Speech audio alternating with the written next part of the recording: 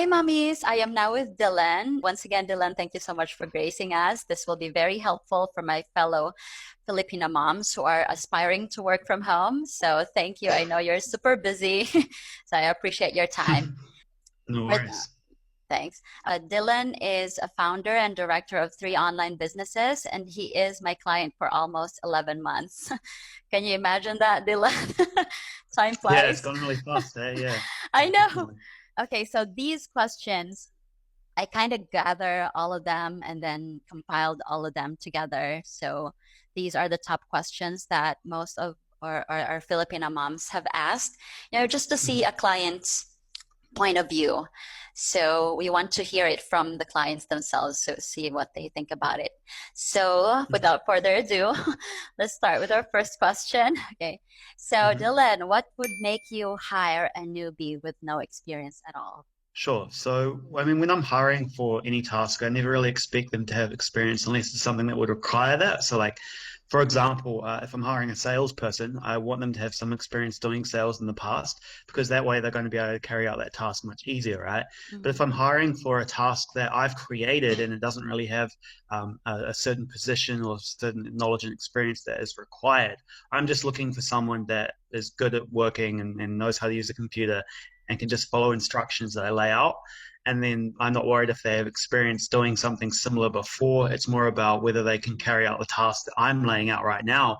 And the way I would usually do that is just with a test task. So what I'll do is interview applicants, and then after I've spoken to them on a call, I'll give them a test task to see how well they achieve whatever benchmark I set in this test task, and then hire them based on that. Not so much their past experience. I might look at Mm. testimonials if there are any, but if there aren't any testimonials or past work on their profile, I'm not really worried about that. I'm worried about who they are as a person and whether they can do the job that I'm after. Great. So guys, as you can see, Dylan is more about the attitude. Okay, so number Yeah. 2 is what makes an applicant stand out for you? Because I'm Mm. pretty sure you're getting hundreds, if not thousands, of applicants when you post online. Yeah, yeah, for sure. So the first thing is just little mistakes here and there. If I ask for a certain question to be answered on a job post, if that's not answered when they reply, that's the first thing I look at. If they answer that wrong, then I'm not going to talk to them at all. There's no point. So you have to have all of these little screening points in place Mhm. because there's so many people applying. I don't want to waste my time with people if they're going to fail even the smallest thing. So first I have that. I have questions in my job post that they need to answer. They don't need to answer them perfectly. They just need to like see them and answer them, and then they can move to the next stage of chatting on the whatever the might be Upwork or freelance.com, people per hour, whatever. Yeah. And then I'll chat to them, and then I'll have a chat, see what kind of rates they would like how much they would charge, how many hours they have available, Mm. just seeing whether they meet some basic specifications for the role and what I'm looking for. Then if they do meet those specifications, then I will jump on a call with them. So basically, I'm just weeding out people that don't fit my criteria as I Mhm. go through all of the steps of the hiring process. What makes them stand out? I mean, I don't really. I guess what makes people stand out is just answering questions really in the beginning, or like responding to the job post properly and showing that they looked at the job post and read it, because so many applicants just apply to every Yeah. job post they see, and I can see that straight away. I can see when you copy and paste a Yep. response. It's very obvious, and it doesn't look good at all, and I already kind of don't want to talk to you just based on copy and pasting, you know what I mean? Like, and I understand like it's time consuming applying for all these jobs, right? So it I feels know. easy to copy and paste, but it feels completely fake, and it feels like, I have no interest in what you're saying. I can see that you're just saying the same thing to everyone. And even if you are doing that, at least edit it a little bit, edit your template to make it more relevant to what I'm saying and respond to what I'm saying in my job post. Then I'll talk to you further from that. Yeah. I think that's the I biggest thing that remember makes your me. job post was so long. Like I had to read it several Yeah. times. Okay. Exactly, yeah. So I make it very long. So then that the people that read through the bottom will get the questions at the bottom, Yeah. and then they'll respond to the questions. And I know they read all the way to the bottom. And those are the kind of people I want. I want people that Mhm. actually diligently look at the details, because if someone's not looking at the details, then they're not going to do good work for me. Exactly. Right. So moms, number one tip is never use a templated cover letter. Okay, so third question is what made you decide to outsource and hire Filipino freelancers? As as I already know, you're not just hiring Filipinos, but what made you think that Filipinos can be a good team Filipinos, members? like Filipinos in general, just have a really great reputation. I think in the online community, everyone's always like, "Oh, Filipino workers are the best workers.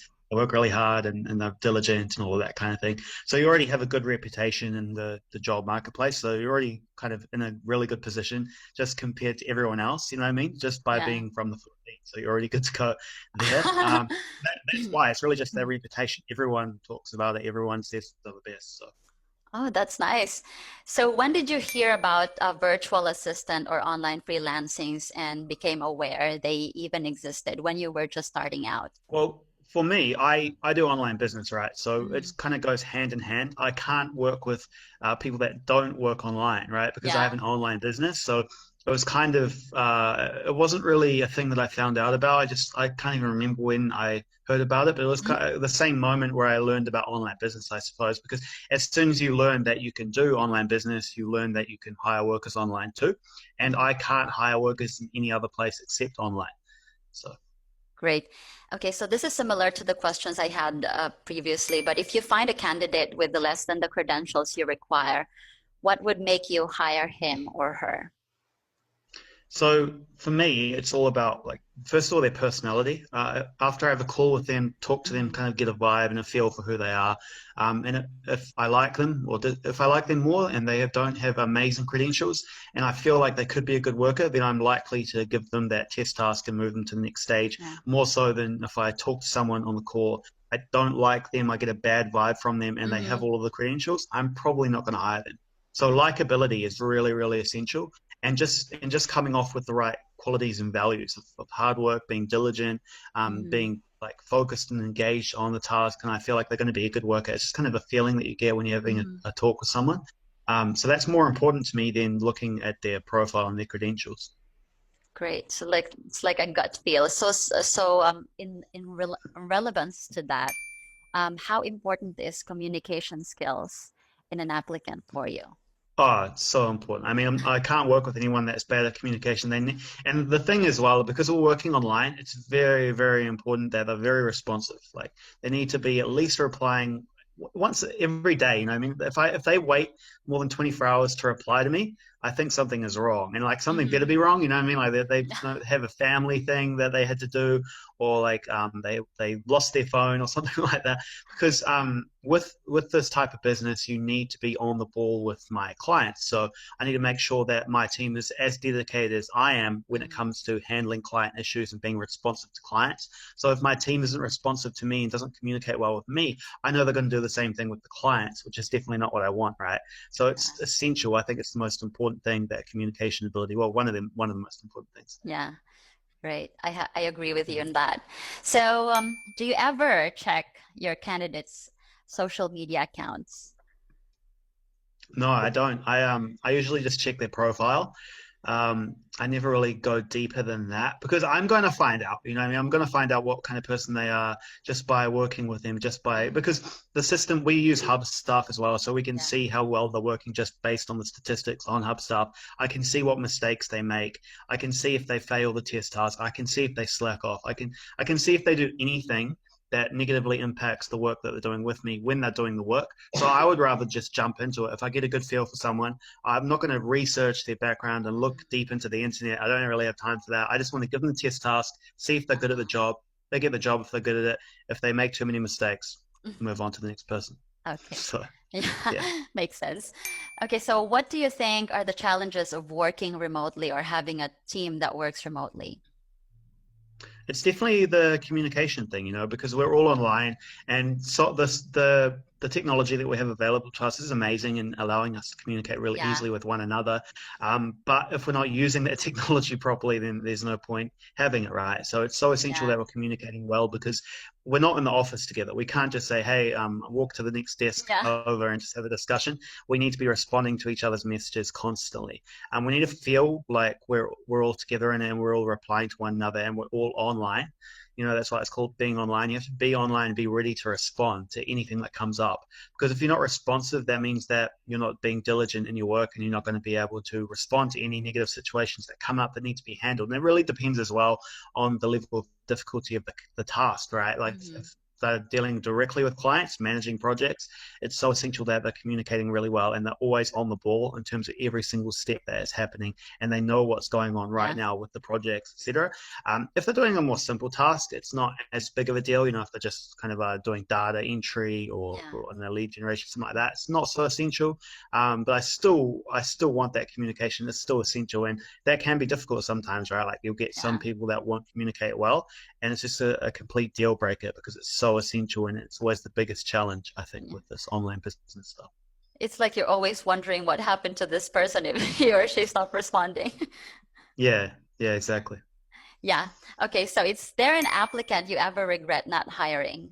No, this never happened, because like they're not really a person to me, you know what I mean? They're just a number on the screen. So like I don't not hire someone and then go, oh, I should have hired that person, because I don't know, they might have been bad, they might have been good, but I'm never going to find out because I didn't hire them. But I can't regret hiring them, you know what I mean? Like, or maybe if they go further down into the process and I have multiple options and I hire someone and then that person doesn't turn out to be the right option, I've probably already forgotten about who the other options were.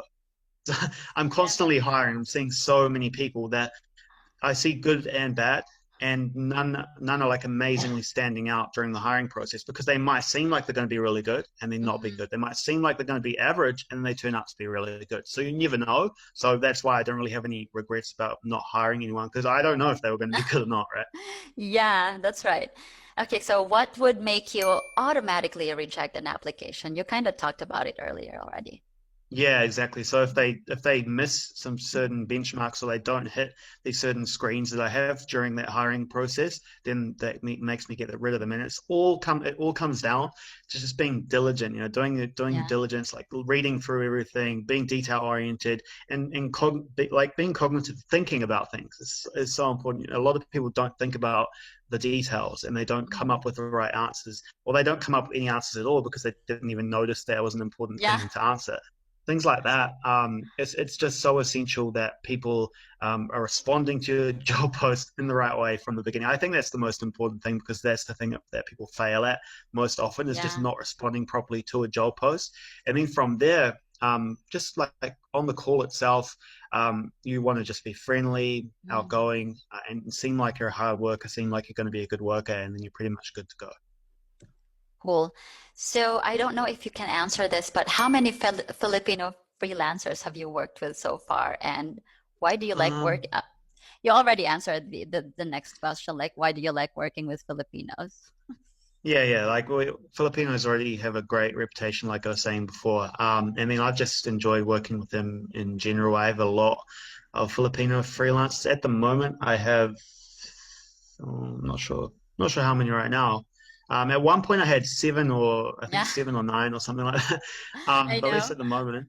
But yeah, most of our freelancers are Filipino, and then there's a few other countries in the mix, but primarily Filipino.